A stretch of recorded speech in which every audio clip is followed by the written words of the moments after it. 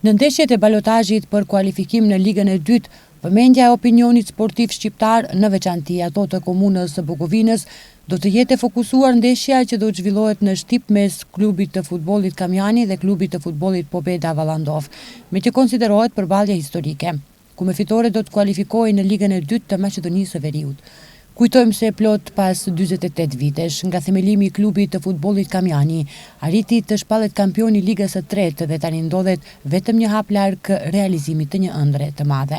Trajneri i ekipit Bekim Ziberi shprehet optimist se do t'ja dalin dhe në këtë sfidë të balotazhit. Si e kam thënë edhe më herët, ne shkojmë ndeshje pas ndeshje. Me thonë, çdo ndeshje e marrim me seriozitet. Jemi mundu dhe do mundohemi dhe ma mirë të njoftohemi me kvalitetin e ekipit kundërshtar. Kemi një javë përgatitje plus deri në fazën e ballotazhit.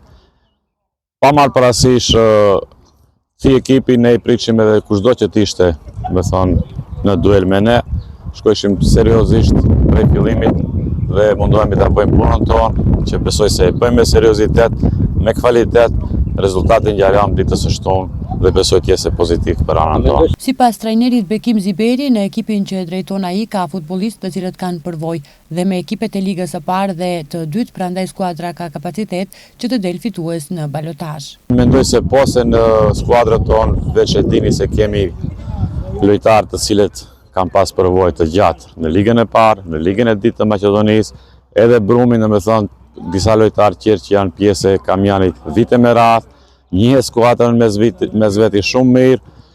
Besoj se kvaliteti nuk na mungon edhe besoj se meritojmë që jemi pjesë e ligës së dytë. Më 30 maj shtunë në Shtip zhvillohet ndeshja Kamjani Pobeda, në Koçani zhvillohet ndeshja Kozhufi Boreci dhe në Kratov përballen Kamenica Sasa Euromilk, kurse 31 maj në Gjorgje Petrov takohen Teteksi Vllaznimi Strugës.